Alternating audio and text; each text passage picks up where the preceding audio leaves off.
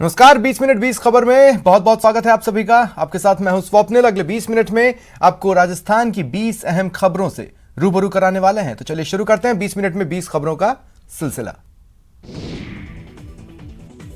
Jaipur police ने UP की रहने वाली एक लड़की को हनी ट्रैप केस में 50,000 रुपए कैश और 19.5 लाख का चेक लेते रंगे हाथ पकड़ा।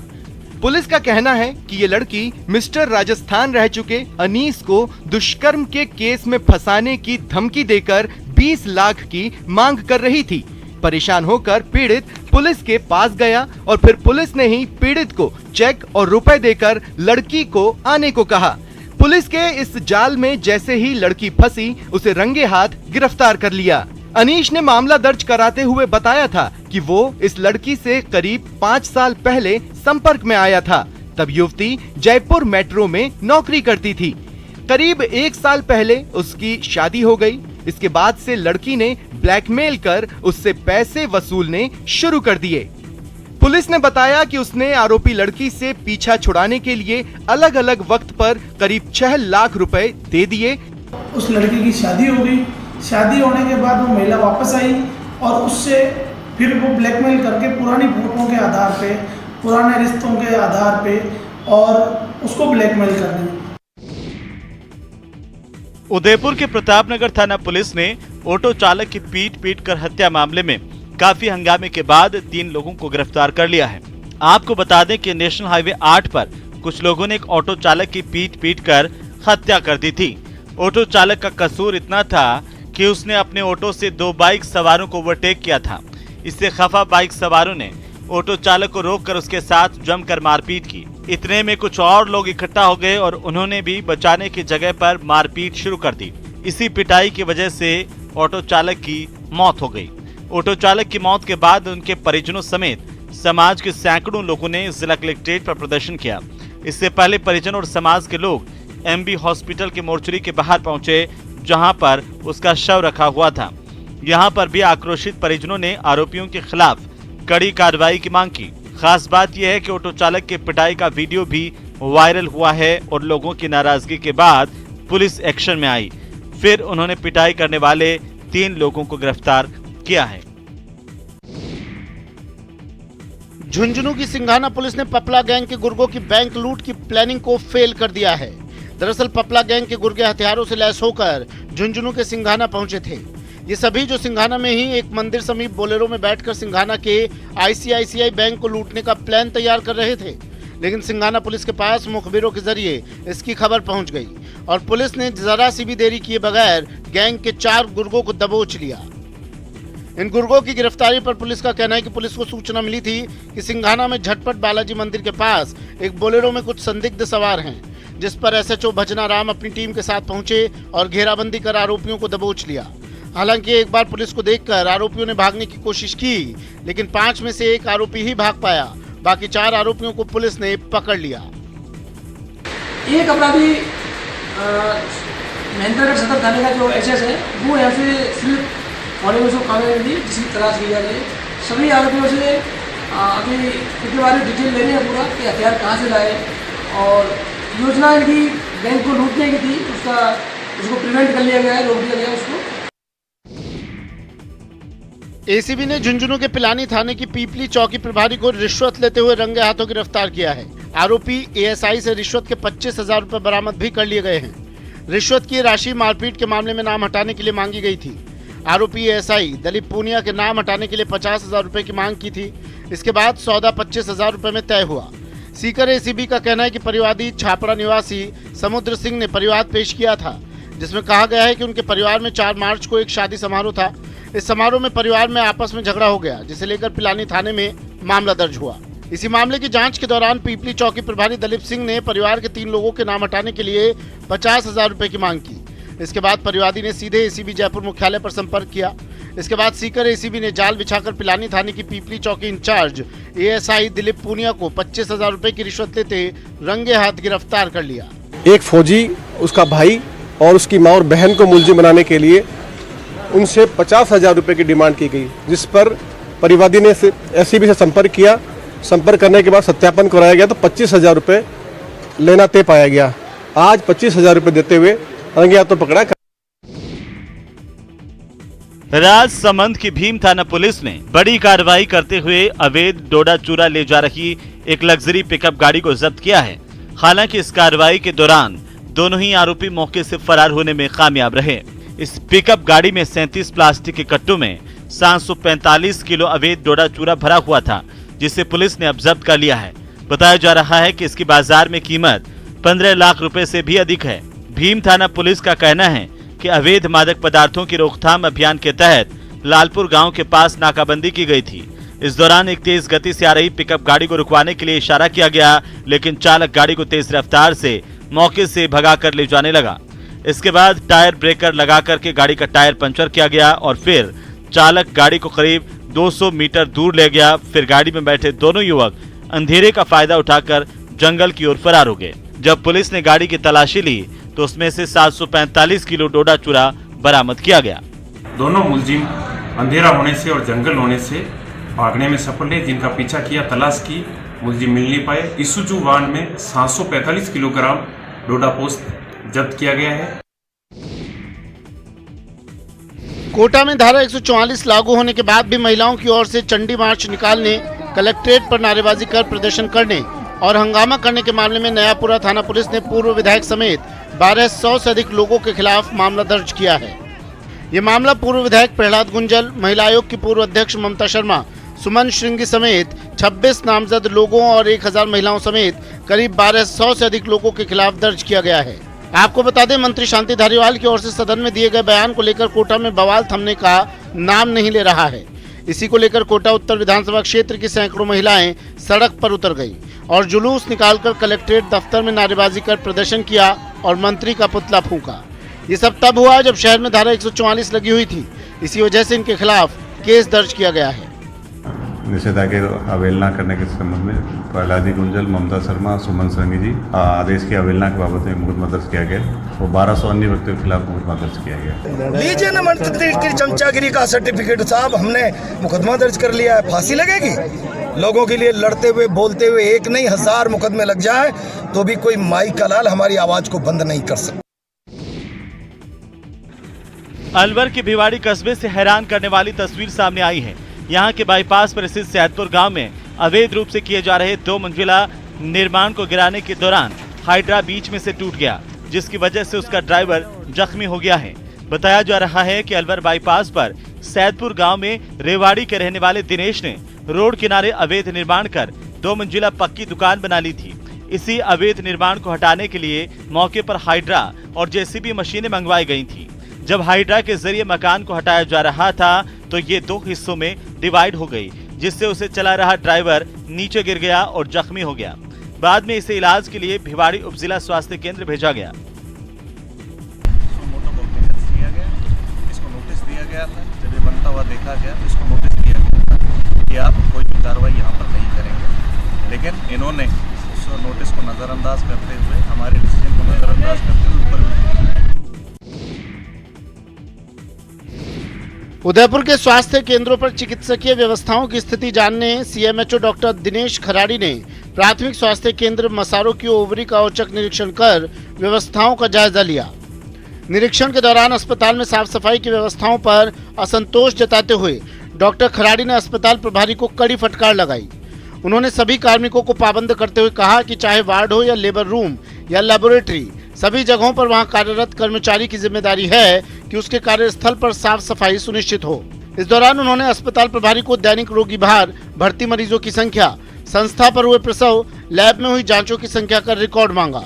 डॉक्टर खराड़ी ने कहा कि विभागीय कार्यों के प्रति लापरवाही किसी भी स्तर पर बर्दाश्त नहीं की जाएगी। उन्होंने कहा कि 24/7 संचालित होने वाले स्वास्थ्य केंद्रों पर हर समय स्टाफ उपलब्ध रहे ताकि आपात स्थिति में आने वाले मरीज को चिकित्सकीय सुविधा उपलब्ध हो सके। बूंदी की जिला कलेक्टर रेणु जयपाल ने मोहनपुरा कंजर बस्ती में रात्रि चौपाल लगाकर लोगों की समस्याएं सुनी। इस दौरान कलेक्टर ने रात्रि चौपाल में आए लोगों से पीएम आवास, बेरोजगारी, स्कूल में बच्चों की फीस कम करवाने, सूदखोरों से बचाने और बालक बालिकाओं को आवासीय छात्रावास में भर्ती करवाने की समस्या को ध्यान से सुनकर चौपाल में मौजूद संबंधित अधिकारियों को समाधान के निर्देश दिए। इसके साथ ही कलेक्टर ने बस्ती के बेरोजगार लोगों को बकरी पालन का परीक्षण दिलाकर उन्हें नाबार्ड से ऋण दिलवाने और कंजर बालाओं को स्वरोजगार से जोड़कर आत्मनिर्भर बनाए जाने की बात कही। जिला कलेक्टर की ओर से लगाई गई रात्रि चौपाल में सीईओ जिला परिषद मुरलीधर, बूंदी एसडीएम कमल मीणा, सदर सीआई अरविंद भारद्वाज समेत कई अधिकारी मौजूद रहे। प्रधानमंत्री आवास की है जो नाम छूट गए हैं, तो अगली बार जब भी पोर्टल खुलेगा तो जो भी छूटे हुए हैं जो वाजिब नाम है वो उसमें से जोड़े जाएंगे। तो मूल समस्या या बेरोजगारी की भी है। नवजीवन योजना में जो इनकी ट्रेनिंग कराई पर इनको लोन नहीं मिला, तो आज इनको दोबारा से कृषि विज्ञान केंद्र में ट्रेनिंग कराने का आश्वासन दिया गया है। श्रीगंगानगर में ग्लोबल लैंग्वेज इंग्लिश की महत्ता को देखते हुए जिला कलेक्टर रुक्मणी रियार ने एक नवाचार शुरू किया है। इस नवाचार के तहत सरकारी Mahatma Gandhi English medium school में बेहतर और गुणवत्तापूर्ण शिक्षा उपलब्ध कराने के लिए लर्न गंगानगर इनिशिएटिव प्रोग्राम की शुरुआत की गई है। इसके तहत डिस्ट्रिक्ट कलेक्टर इंटर्नशिप प्रोग्राम में श्री गंगानगर जिले की 12 Mahatma Gandhi English medium school के तकरीबन 250 शिक्षकों को इंग्लिश स्पीकिंग स्किल की स्पेशल ट्रेनिंग दी जा रही है। डिस्ट्रिक्ट कलेक्टर इंटर्नशिप प्रोग्राम के तहत इंग्लिश स्पीकिंग के विशेषज्ञों की ओर से शिक्षकों को इंग्लिश स्पीकिंग के स्किल में दक्ष बनाया जा रहा है, ताकि ये शिक्षक Mahatma Gandhi English medium school में पढ़ने वाले बच्चों को अंग्रेजी भाषा का बेहतर वातावरण उपलब्ध करा सकें। एक हमने डिस्ट्रिक्ट लेवल एक इंटर्नशिप प्रोग्राम शुरू किया है जिसका नाम रखा है लर्न गंगानगर। आप जैसे जानते हैं कि महात्मा गांधी स्कूल्स गवर्नमेंट ने बनाए हैं अपनी बजट घोषणा में, और उसके अंदर फोकस ये रखा है कि बच्चों को जो शिक्षा दी जाए वो इंग्लिश मीडियम में दी जाए। धोरों की धरती में चंदन की लकड़ी पर कला का अद्भुत संसार रचकर उसकी सुगंध को देश विदेश में महकाने वाले चूरू के इस परिवार की चर्चा फिर से पूरे देश में हो रही है। पीढ़ी दर पीढ़ी अनेक राष्ट्रपति पुरस्कार जीतने वाले इस परिवार ने चंदन शिल्पकारी में कई आयाम स्थापित किए हैं। इसी कड़ी में प्रधानमंत्री मोदी ने पवन जांगिड़ के बनाई मोरपंखी जापान के प्रधानमंत्री फूमियो किशिदा को भेंट की है। साथ ही अप्रैल 2020 के बाद भारत आने वाले विदेशी मेहमानों को भी चूरू के चितेरों की कलाकृतियां भेंट स्वरूप जाने की योजना बनाई गई है। आपको बता दें कि चूरू के सैनिक बस्ती में चंदन की लकड़ी पर महीन कारीगरी का काम 70 के दशक में मालचंद जांगिड़ की ओर से शुरू किया गया था और कला की इस परंपरा को पीढ़ी दर पीढ़ी ये परिवार आगे बढ़ा रहा है। खास बात यह है कि परिवार के 10 सदस्यों को राष्ट्रपति पुरस्कार मिल चुका है। प्रधानमंत्री जी आ रहे हैं, उनको गिफ्ट करने के लिए आपका आइटम चाहिए। ये सुनकर बहुत गर्व महसूस हुआ कि हमारे चूरू की कलाकृति जो छुपी हुई है वो भी प्रधानमंत्री जी मोदी जी के पास जाके और विदेश में जाएगी।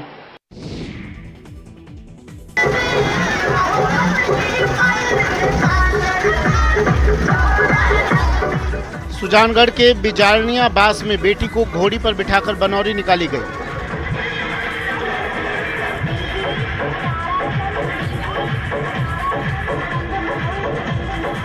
बेटी के बनौरी के दौरान परिवारजन और रिश्तेदार नाचते गाते चल रहे थे, जिसे देखने के लिए लोगों की भीड़ लग गई थी।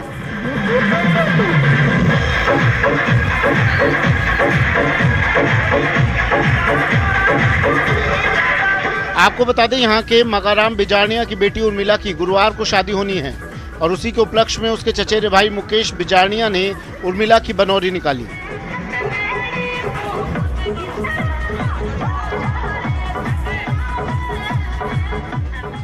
इस दौरान लड़की के पिता मगाराम बिजारनिया ने कहा कि बेटी बचाओ बेटी पढ़ाओ अभियान के तहत उनकी तरफ से पहल की गई है ताकि लोग समाज में लड़कियों को पढ़ाने में कोई कोर कसर न छोड़ें। जयपुर में संस्कृति युवा संस्थान की ओर से होली मिलन समारोह का आयोजन किया गया। समारोह में बतौर मुख्य अतिथि पूर्व उप मुख्यमंत्री सचिन पायलट को बुलाया गया था। इस मौके पर सचिन पायलट ने समारोह में मौजूद सभी लोगों को होली की शुभकामनाएं दी। कार्यक्रम में खादी ग्रामोद्योग बोर्ड के अध्यक्ष ब्रिजकिशोर शर्मा, विप्र कल्याण बोर्ड के अध्यक्ष महेश शर्मा, पूर्व मेयर ज्योति खंडेलवाल समेत कई जनप्रतिनिधि मौजूद रहे। इस कार्यक्रम में आयोजक सुरेश मिश्रा ने बताया कि कोरोना के चलते 2 साल पहले लॉकडाउन लगाया था और ठीक 2 साल बाद जब सभी पाबंदियां हट गई हैं तो इस समारोह का आयोजन किया गया है। 2 साल कोविड की वजह से हम लोग इकट्ठा नहीं हो पाए थे, लेकिन आज जयपुर की 100 से ऊपर सामाजिक संगठन और मुझे लगता है सर जयपुर का सबसे बड़ा होली स्नेह मिलन, क्योंकि आज ही के दिन दो साल पहले 22 मार्च को कोरोना की वजह से पहला लॉकडाउन चालू हुआ था और आज फिर लॉकडाउन खुला है और इतनी बड़ी संख्या में लोगों का आकर के जयपुर का प्यार दिखाया है। मैं जयपुर वासियों को विशेष धन्यवाद देना चाहता हूँ कि इतनी बड़ी संख्या में जयपुर के अलग अलग संगठनों के लोग, अलग अलग समाजों के लोग, सब लोग यहाँ एक साथ मिलकर के होली स्नेह मिलन कर रहे हैं। अजमेर में होली के बाद परंपरागत तरीके से निकलने वाली सम्राट अशोक की सवारी निकाली गई, जिसमें करीब 2.5 टन गुलाल का उपयोग किया गया। अजमेर नगर निगम की ओर से निगम के इस परिसर से शाही लवाजमे के साथ घोड़ी, बग्गियों, बैंड बाजों के साथ सम्राट अशोक बने पार्षद नरेंद्र तुंदवाल ने जब गुलाब की थैलियां उड़ानी शुरू की तो माहौल लाल गुलाल से सराबोर होने लगा। सम्राट अशोक की सवारी निगम से निकलकर चूड़ी बाजार, गोल प्याऊ, नया बाजार, आगरा गेट, महावीर सर्किल होते हुए सुभाष उद्यान पर संपन्न हुई। पूरे रास्ते सम्राट अशोक बने नरेंद्र तुंदवाल ने अपने मंत्री निर्मल शर्मा एवं दरबारियों के साथ ट्रक में सवार होकर गुलाल उड़ाया तो बाजार के राहगीर सहित दुकानें एवं सड़कें गुलाल ही गुलाल से पट गई। सड़कों पर लाल गुलाल की चादर बिछ गई, जिसका शहरवासियों ने लुत्फ उठाया। नगर निगम अजमेर से प्रारंभ हुई ये सम्राट अशोक की सवारी चूड़ी बाजार, पुरानी मंडी, नया बाजार, आगरा गेट, सुभाष उद्यान तक गई और सुभाष उद्यान में इसका भव्य समापन हुआ। प्रतापगढ़ जिले के निनोर गांव में पद्मावती माता मंदिर के प्रति लोगों की आस्था का आलम ऐसा है कि श्रद्धालु माता का नाम लेकर अग्नि कुंड पर चलना शुरू कर देते हैं। क्या बच्चे, क्या बूढ़े, हर उम्र के लोग यहाँ दहकते हुए अंगारों पर नंगे पैर माता के दर्शनों के लिए चलते हैं। खास बात यह है कि इस दौरान श्रद्धालुओं में न कोई डर नजर आता है और न जलने की तकलीफ। आपको बता दें, प्रतापगढ़ के निनोर स्थित माता पद्मावती के मंदिर की ख्याति दूर दूर तक फैली है। यहाँ मां पद्मावती की प्राचीन प्रतिमा स्थापित है और ऐसी मान्यता है कि ये प्रतिमा दिन में 3 रूप धारण करती है, इसलिए इसे त्रिरूप धारिणी भी कहते हैं।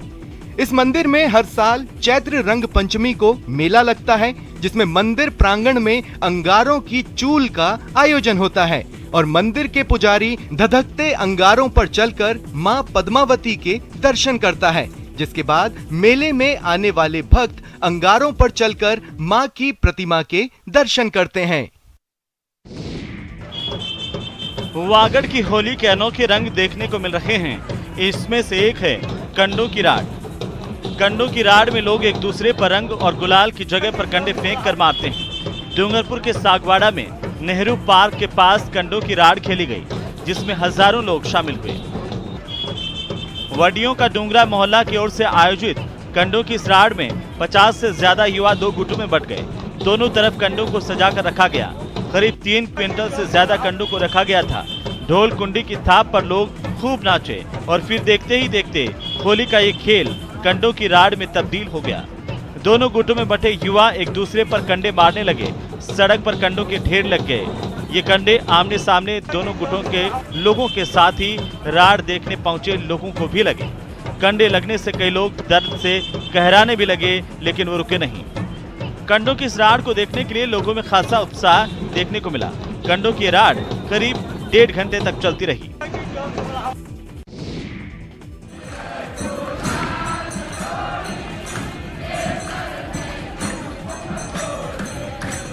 रंग पंचमी के मौके पर जोधपुर के प्राचीन नंदराम जी मंदिर में सतरंगी छटा देखने को मिली। यहाँ फूलडोल में विराजित होकर आए ठाकुर जी और रात में पांड्या जी के नृत्य को देखने के लिए पूरा शहर उमड़ पड़ा।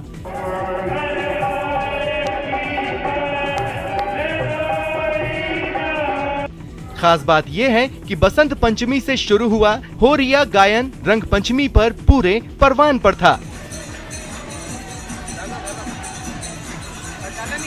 इस मौके पर जोधपुर के प्राचीन घनश्याम जी मंदिर में भक्तों की भारी भीड़ उमड़ पड़ी और सबने एक साथ जमकर रंग गुलाल उड़ाए।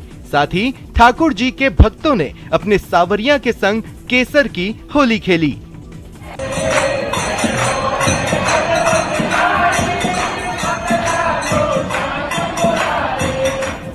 यहाँ पर ठाकुर जी के संदेश वाहक के रूप में पांडे जी के नृत्य ने भी खूब समा बांधा। इस मौके पर फूलडोल का भी आयोजन हुआ, जहां ठाकुर जी अपनी शाही सवारी के साथ पहुंचे और भक्तों के साथ केसर होली खेली।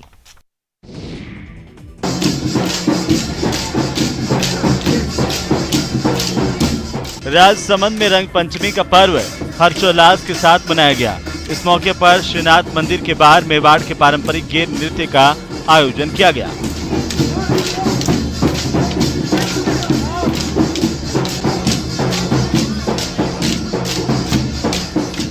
यहां नाथद्वारा के आसपास ग्रामीण क्षेत्रों से आए लोगों ने गेर उत्थापन झांकी के बाद गेर नृत्य किया। इस पारंपरिक गेर नृत्य को देखने के लिए बड़ी संख्या में लोग उमड़े।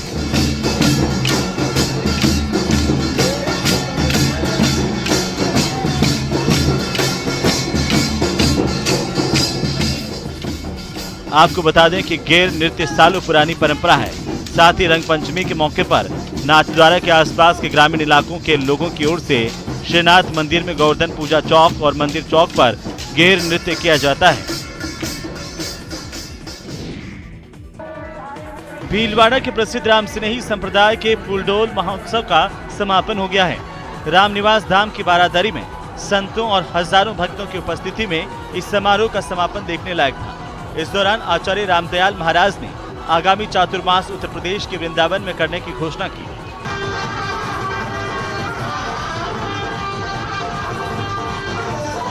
महोत्सव के अंतिम दिन पूर्व चातुर्मास की विनती के लिए मनासा, निम्बाहेड़ा, जयपुर, पुष्कर, नई दिल्ली शहरों की ओर से पेश की गई अर्जियों का वाचन संतों की ओर से किया गया।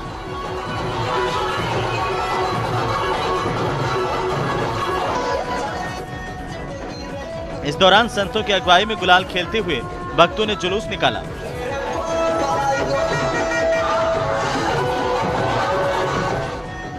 वहीं भक्तों ने एक दूसरे को रंग, अबीर और गुलाल से सराबोर कर दिया।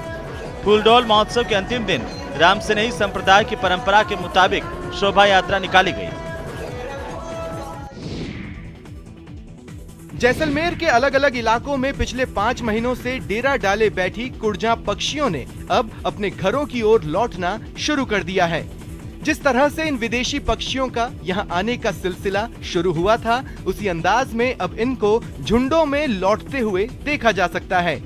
दरअसल कुर्जा पक्षी विदेशों से हजारों किलोमीटर का सफर तय कर सर्दियों के दिनों में जैसलमेर के अलग अलग तालाबों पर प्रवास करती हैं और फिर सर्दियों का दौर खत्म होने के बाद ये सभी अपने वतन की ओर वापस लौट जाती है।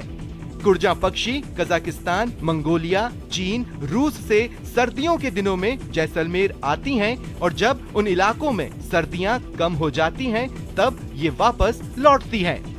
जैसलमेर के अंदर जो मेहमान आए हुए कुर्जा डेमोसिल क्रेन जो यहाँ साइबेरिया मध्य एशिया से जो यहाँ आई 5 महीने यहाँ हमारे इधर कई तालाबों पे विचरण करती थी और आज अभी ये गर्मी शुरू होने के वक्त अभी कुर्जा अपने वतन वापसी मध्य एशिया, कजाकिस्तान, मंगोलिया वापस लौट रही हैं।